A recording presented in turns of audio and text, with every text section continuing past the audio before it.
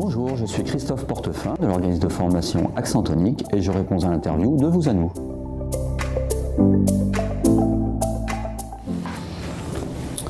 Alors, quel est le profil de votre organisme de formation ?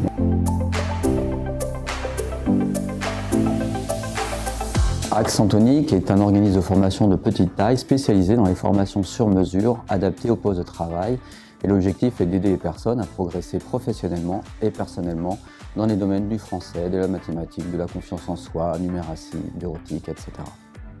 Pourquoi vous êtes-vous lancé dans une démarche de labellisation ?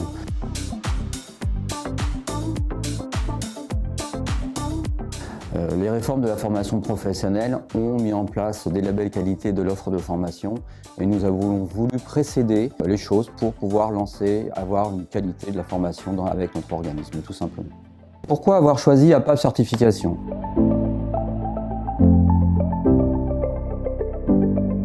Nous avons choisi APAV Certification pour 3 raisons. La première, c'est que nous ne voulions pas être audités par des très grosses structures parce qu'on pensait que c'était un petit peu des machines énormes qui n'étaient pas forcément spécialisées dans les organismes de formation. Deuxièmement, on travaille dans le BTP. On connaissait déjà APAV Certification et on avait confiance en eux. Et troisièmement, on n'avait pas du tout confiance en Datadog parce que c'était du déclaratif et on ne voyait pas encore en quoi ça allait nous aider. La labellisation vous a-t-elle permis de progresser sur certains sujets ?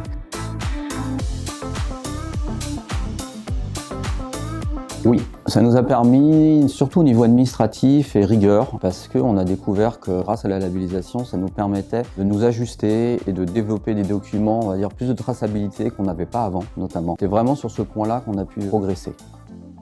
Un audit, est-ce difficile ou pas ?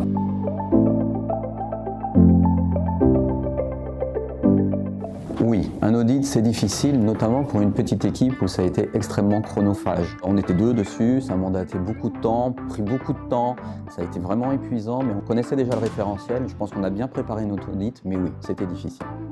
Comment répondez-vous à un écart ?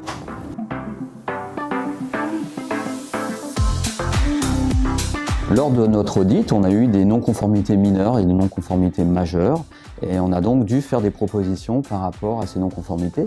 Donc autant dire qu'il y avait des non-conformités majeures qui étaient des petits points juridiques, on avait oublié de mettre une ligne par exemple sur une facture, donc c'était pas grand-chose.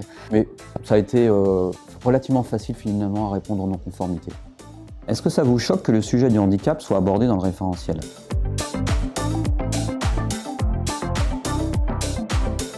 Non, bien au contraire. Il est hors de question qu'il y ait des politiques discriminatoires vis-à-vis de tel ou tel public. Tout le monde a le droit à la formation. Après, nous sommes déjà habitués à former des publics en situation de handicap. Certains lieux, certaines formations peuvent être difficiles pour eux, à nous de réorienter vers des structures qui pourront les recevoir. Qu'avez-vous retiré de l'audit ?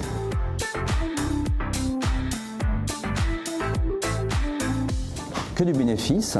En effet, ça nous a confortés dans nos idées, puisque l'auditeur nous a fait des retours sur la qualité de notre travail et sur le fait qu'on pouvait rivaliser avec des très grands. Donc nous, par rapport à nos valeurs, notre façon de faire nos formations, ça nous a rassurés et vraiment on a été très contents. C'est très positif. Okay.